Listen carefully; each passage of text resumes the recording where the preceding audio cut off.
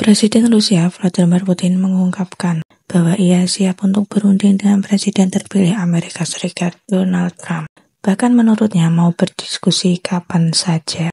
Di samping itu, Trump sendiri telah menyerukan dimulainya negosiasi yang memicu kekhawatiran di Ukraina bahwa ia dapat memaksa Kiev untuk menerima perdamaian dengan persyaratan yang menguntungkan Moskow. Namun, ia sendiri baru akan resmi memimpin 20 Januari 2025. Saya tidak tahu kapan saya akan menemuinya. Saya belum berbicara dengannya selama lebih dari 4 tahun. Tentu saja saya siap untuk itu kapan saja, kata Putin dalam sebuah konferensi pers akhir tahun.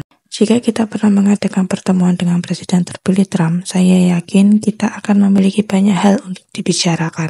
Negosiasi dan kompromi, jelasnya. Sebelum kekhawatiran akan perang dunia ketiga muncul setelah pemerintah Presiden Amerika Serikat saat ini, Joe Biden, mengizinkan Ukraina menggunakan senjata Army Tactical Missile System milik Washington untuk menyerang ke dalam Rusia. Hal tersebut kemudian membuat Putin mengubah dekret nuklir di mana Rusia akan mempertimbangkan serangan nuklir jika negara itu atau sekutunya Belarusia menghadapi agresi dengan penggunaan senjata konvensional yang menimbulkan ancaman kritis terhadap kedaulatan dan atau integritas teritorial mereka. Di kesempatan yang sama, Putin mengatakan pasukannya kini memegang kendali di medan perang.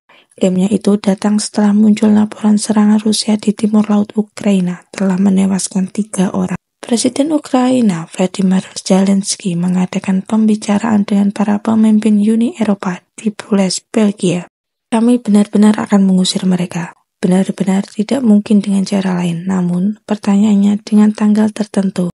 Maaf, saya tidak dapat mengatakannya sekarang. Ia pun mengulangi ancamannya untuk menyerang Kiev dengan rudal balistik hipersonik baru Rusia Orsenik. Menurutnya, senjata itu akan membuktikan dual teknologi tinggi antara Barat dan Rusia untuk menguji pertahanan udara mana yang paling kebal.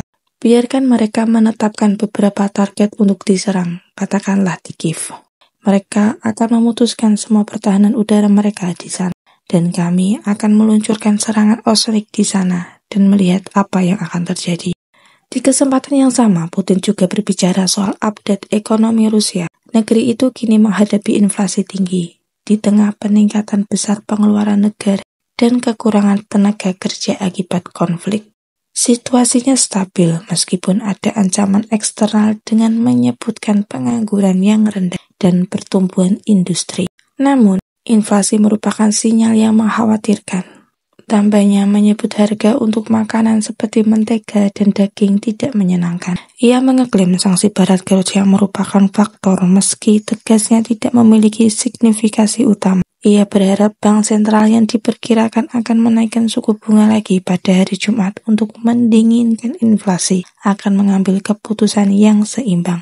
Menurut kalian gimana guys? Mampukah Trump membuat Rusia dan Ukraina berdamai dengan cepat seperti yang dijanjikannya selama kampanye? Jangan lupa like and share ke teman-teman kalian supaya teman-teman kalian juga tahu berita terupdate baik dalam dan luar negeri.